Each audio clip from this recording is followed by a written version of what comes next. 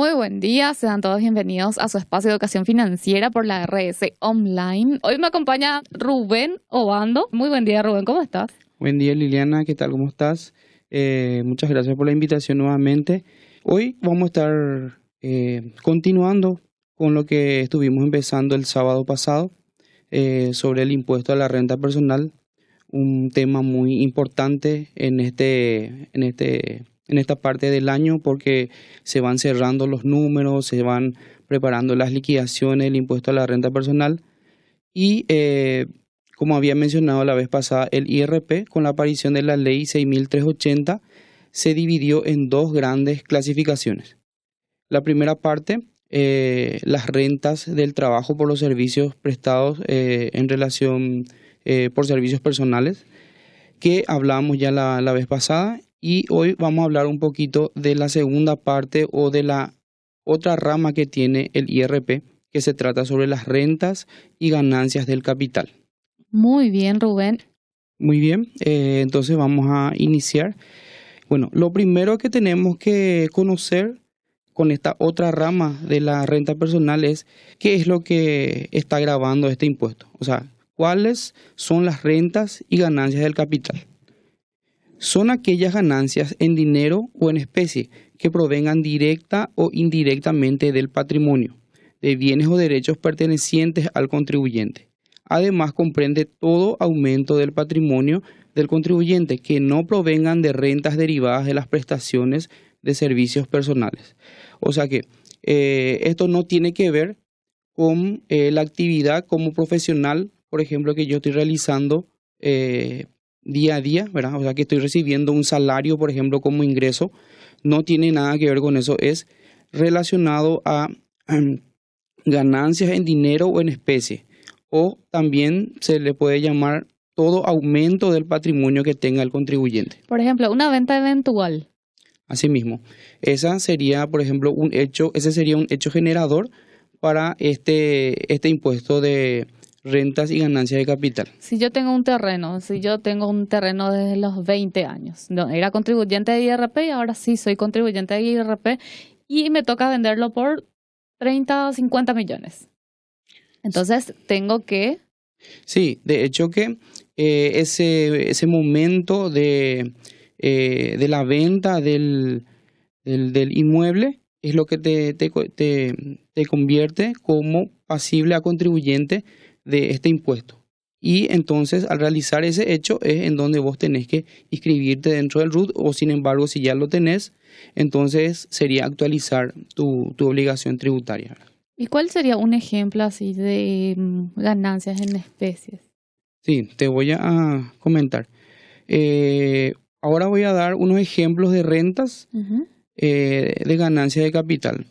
Uno de ellos es el cobro de dividendos, utilidades excedentes de socios o accionistas de sociedades simples, cooperativas y de sociedades residentes en el país, excluidas las rentas pagadas por el IVU. Y acá es importante remarcar que como somos una entidad cooperativa, tenemos nuestros socios y entonces también esto le afecta a la cooperativa y también a los socios cuando se entregan, por ejemplo, excedentes a los socios. Eso vamos a ir aumentando más esta información. Otro de los ejemplos es, por ejemplo, cobro de intereses o rendimientos pagados por personas físicas y personas jurídicas, entes o patrimonios residentes en el país derivados de depósitos de dinero y demás operaciones de crédito, de financiamiento, de inversión de capital o de ahorro. Y después está también la venta de derechos, acciones o participaciones en una entidad, venta o cesión de bienes inmuebles, incluidos el arrendamiento, subarrendamiento y cesión de derechos. Y otro ejemplo que se conoce mucho también es la venta de bienes muebles, no inmuebles. O sea que inmuebles también, pero también a la vez muebles registrables o no situados dentro del territorio nacional. Estos son los tipos de ejemplos de renta y ganancia de capital, Liliana. Ok, ejemplo, Rubén. Yo voy a vender, yo no tengo factura, soy contribuyente del IRP, pero no facturo. ¿Cómo yo demuestro que he vendido mis bienes muebles. La persona a quien le voy a vender me exige algún tipo de comprobante porque también aporta al IRP. ¿Cómo yo demuestro, cómo sería esa transacción si yo no tengo factura para emitirle? Y se tiene que documentar de alguna forma. Al ser contribuyente de IRP, solamente de IRP no estás Con obligada a factura. tener factura, sí, pero por ejemplo se podría hacer alguna constancia, algún contrato también podría ser por escribanía, alguna forma de documentación. Entiendo. Y acá habla también del penúltimo punto, dice venta o cesión de bienes inmuebles, incluido el arrendamiento, subarrendamiento y cesión de derechos. Lo primero queda bien claro que es venta o cesión de bienes inmuebles, que por supuesto tengo que, la ganancia de la venta, tengo que, por supuesto, pagar el IVA. Y dice incluido el arrendamiento, o sea, si yo soy arrendataria, entonces también tengo que de algún lado, de alguna manera, declarar el ingreso por arrendamiento y la cesión de derecho. ¿Cómo sería la cesión de derecho? Y la cesión de derechos se refiere a cuando se está, por ejemplo, se está un derecho que tenga una persona contra un bien mueble o inmueble. Entonces, eso es un hecho generador también de este Entonces, impuesto, ¿verdad? De la renta y ganancia de capital. si mi mamá tiene un inmueble que está arrendando y me cede ese derecho, entonces Sí, a eso se refiere. así mismo, a eso se refiere. Por ejemplo, si por ejemplo tenés un bien inmueble que estás arrendando, estás alquilando, entonces este es uno de los eh, tipos de hechos generadores para esta renta de ganancia de capital que más adelante vamos a ir mostrando cómo es la forma de liquidar también. Perfecto. Seguimos Sí, entonces. voy a seguir con quiénes son contribuyentes. En este caso, obviamente las personas físicas son las que aparecen primeramente en esta lista. También las sucesiones indivisas y los padres, tutores o curadores. ¿A qué se refiere las sucesiones indivisas? Son, por ejemplo, son los encargados, o sea, personas que están registrados por el contribuyente y en el caso, ante la administración tributaria, ¿verdad? Que están registrados como sucesiones indivisas significa cuando está relacionada una persona con la otra. Por ejemplo, podría ser el cónyuge, podrían ser los padres. Entonces, en el caso de que fallezca, por ejemplo, el contribuyente del IRP, entonces estas sucesiones indivisas que dije que pueden ser cónyuge, padres, entonces pasan a ellos la responsabilidad de comunicar y también de seguir con este impuesto, ¿verdad? Y los padres o tutores que serían prácticamente lo mismo. O sea que al momento de heredar, si hay más de un heredero, entonces también se reparten. Al momento de repartir los bienes, también tendría que poder repartirse eh, Este derecho, este derecho. se hace una cesión en realidad así de forma Además del directa. derecho, se reparten también la responsabilidad de pagar el impuesto a la renta por el bien recibido. Exactamente. Y la otra pregunta es, ¿cuándo debo inscribirme en el IRP por rentas y ganancias del capital? Las personas físicas residentes deberán inscribirse en el IRP RCG dentro de los 30 días hábiles de haber obtenido rentas grabadas relacionadas a dicho impuesto, a partir de la fecha en que se haya percibido las rentas señaladas en el artículo 57 de la ley, con excepción del arrendamiento o subarrendamiento de bienes inmuebles, en cuyo caso deberá inscribirse al momento de iniciar dicha actividad. Y el otro momento es superando el monto de ingreso de 20 millones de guaraníes para el caso de enajenación de bienes muebles, debiendo considerar el valor total percibido en el año en dicho concepto en la declaración jurada. O sea que esto segundo habla de que si yo vendo más de 20 millones de guaraníes en ajenos bienes, por ejemplo, vendo bienes muebles, en este caso, Entonces esto ya me obliga ya a inscribirme también dentro del IRP. ¿En serio? ¿Y qué pasa si es solo en el ejercicio que yo logro ese nivel de ingresos y por ventas eventuales? Sí, y se va sumando Liliana, se va sumando, por ejemplo, hiciste en enero, hiciste en abril, hiciste en junio, entonces cuando alcanza la sumatoria de 20 millones, o sea, se supera 20 millones un guaraní, entonces ya corresponde la inscripción en el IRP por renta de ganancia de capital, Por ese ejercicio. por ese ejercicio. Ok. Y ya te convertís en contribuyente a partir de ese momento.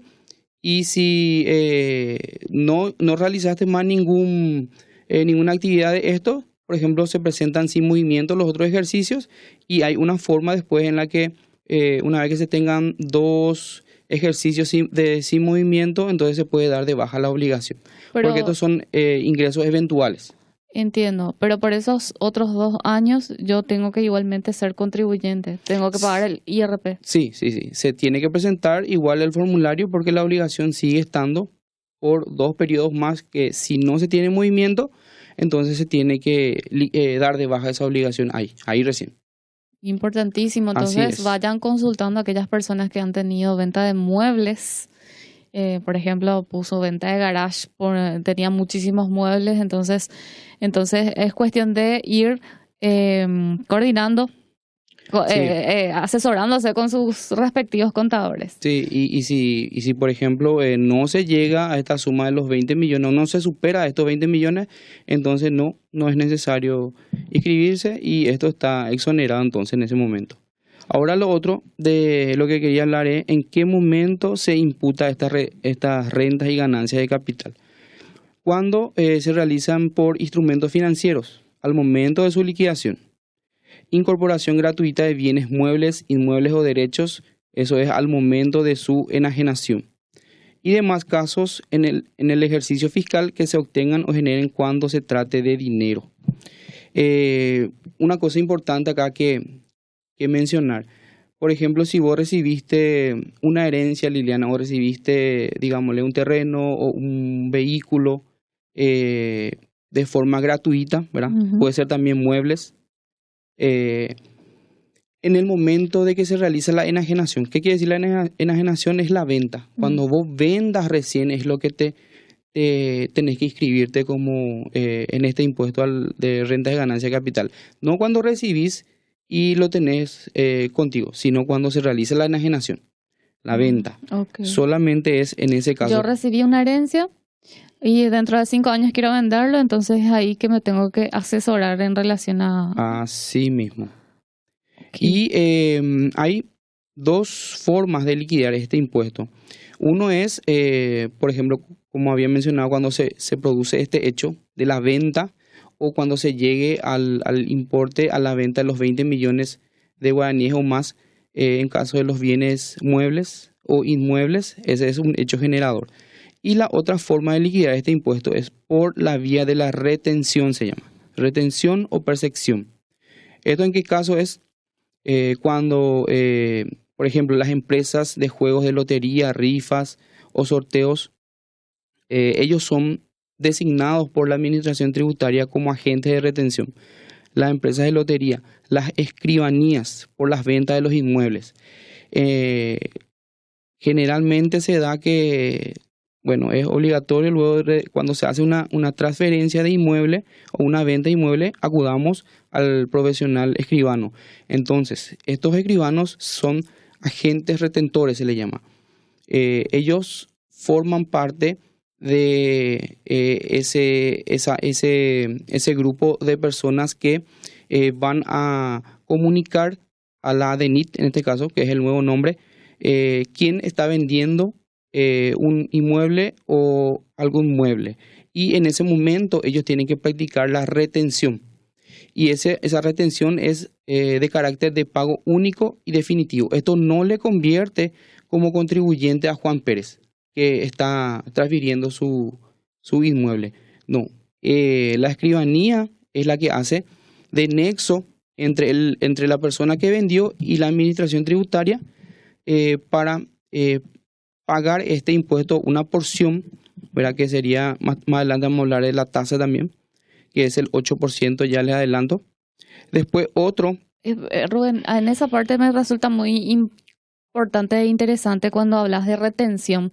Entonces, por ejemplo, un escribano, yo voy a vender un inmueble de 100 millones, no soy contribuyente de IRP, pero el escribano entonces lo que hace es retenerme ya el 10% de la venta, el 8%. el 8% de esta venta, para poder, en este caso es como retiene mi IVA para que pague por mí. Exactamente. Es la escribanía la encargada de realizar la liquidación a través del formulario, porque ellos son agentes de retención designados por la administración.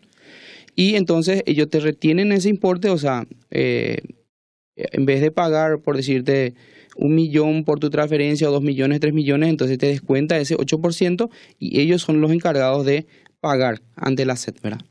Está genial, Rubén. El señor Sigfried Enrique nos consulta. La retención del 8%, hablábamos del ejemplo de la retención. Yo vendo un inmueble por 100 millones y esa retención del 8% pregunta si es sobre el concepto de IRP o IVA. No, es sobre el monto total que se está abonando en ese momento. Sobre ese valor es lo que se aplica el 8%. El IVA es totalmente aparte. Eso no se tiene en cuenta para este caso. Es sobre el valor total. Hay casos muy llamativos, Rubén. Por ejemplo, yo recibo un ramo, ojalá que en algún momento suceda. Yo recibo un ramo de rosas y entre las rosas tiene plata, mucha plata, dólares, ponele. Se ríe Andrea. Recibo, a ver un poco, $5.000. Sí, y eso es un hecho generador, por eso que hay que tener mucha atención, ojo con los regalos, y más todavía si se publican por las redes sociales, porque la gente de la SED está así con sus ojos abiertos y oídos también parados para ver este tipo de situaciones. Y sí, constituye un hecho generador eso para la persona que está entregando ese dinero. O sea, yo no voy a pagar, yo que recibo el ramo con plata, no soy la que va a pagar No. Vos recibís el regalo, pero el que tiene que abonar, en este caso, inscribirse y pagar por este hecho de la regalía es la persona que está entregando el dinero. Y es justamente uno de los agentes de retención o percepción, que son quienes paguen regalías a personas físicas. Ese es otro designado por la Administración Tributaria. También están las sociedades simples y toda entidad que distribuya utilidades y dividendos no gravados por el IDU. El IDU es un impuesto totalmente aparte de esto. Su nombre completo es Impuesto a los Dividendos y Utilidades, que son gravados por las sociedades, todos los tipos de sociedades que se tiene dentro del país, y que están entregando dinero siempre al cierre del ejercicio a sus accionistas. Esto no forma parte también. Después, empresas loteadoras y administradoras de inmuebles también son agentes de retención, y también las cooperativas cuando paguen o acrediten excedentes. En este punto, por ejemplo, puedo mencionar algo muy importante. Si una cooperativa está entregando un excedente y es hasta 1 millón de guaraníes, entonces se puede presentar solamente de una vez la retención. Se puede hacer la retención de una sola vez, porque esto es de pago único y definitivo. Y si supera los 1 millón de guaraníes, entonces sí se tiene que hacer socio por socio la liquidación, o más bien la retención sobre esto, ¿verdad? Esto está en el artículo 61 de la ley 6.380. Genial. Y en cuanto a la liquidación y pago, puedo decir que se determina este impuesto. El contribuyente del IRP-RGC o renta de ganancia capital deberá presentar en carácter de declaración jurada el formulario número 516 en el plazo previsto de la RG número 38 del 2020, debiendo para ello, cuando corresponda, utilizar la planilla de cálculo auxiliar disponible en la página web. El pago del impuesto deberá realizarse bajo el código de la obligación 716. Este es nada más la parte de la liquidación, cómo se realiza, ¿verdad? De estas dos formas que tenemos cuando se realiza el hecho generador que había mencionado anteriormente, o por la vía de la retención. ¿Y cuál es la tasa del IRP-RGC?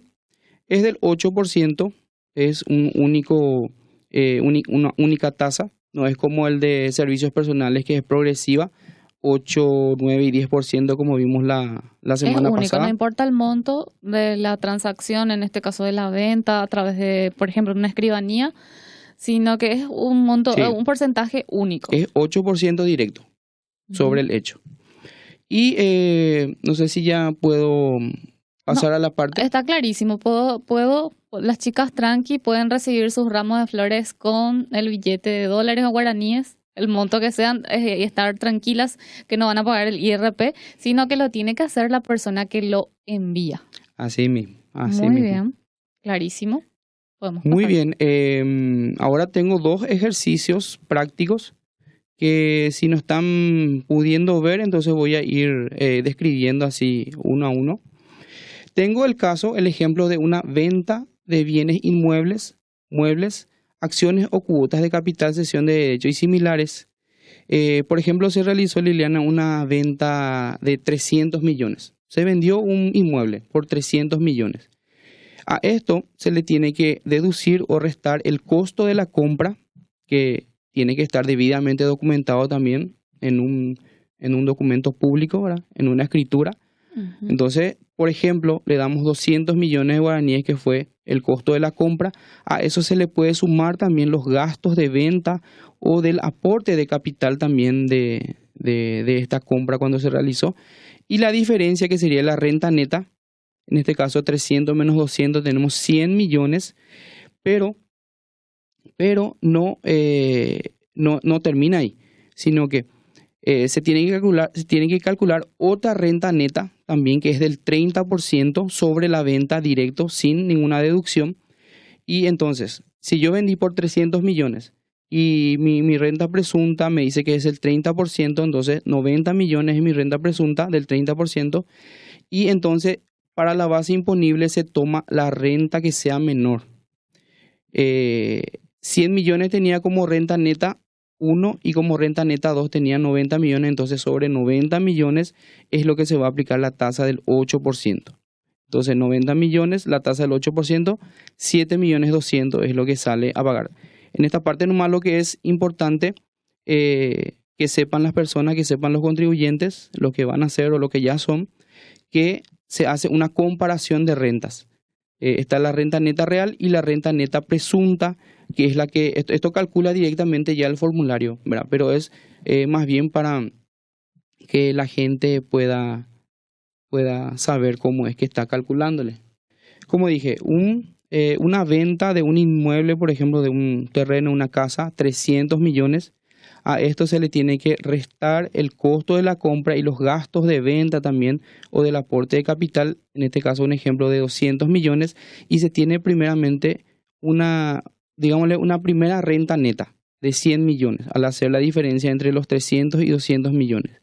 Después lo que se hace es una comparación. Esto, como dije, el formulario ya lo realiza de forma automática, pues es importante que la gente sepa cómo está calculando este impuesto. La renta neta 2 en este caso sería la renta presunta, que aplica el 30% sobre el total de la venta, sin tener en cuenta ninguna deducción. En este caso sale 90 millones y entonces el sistema lo que calcula es sobre la renta que sea menor. La base imponible 90 millones y sobre se aplica la tasa directa del 8%. Está genial, me gusta esta info porque acá le está descontando. Si yo compré un terreno por 300, perdón, si yo compré por 200 y estoy vendiendo por 300, entonces por 100 nomás es que voy a pagar el IRE. Me encanta. Bueno, dado este ejemplo, estamos finalizando prácticamente el programa, agradeciendo siempre el acompañamiento de todos. Nos despedimos, que tengan un excelente fin de semana, que disfruten con los más chicos. Gracias, Rubén. Dale, muchas gracias a vos también. Feliz fin de chao.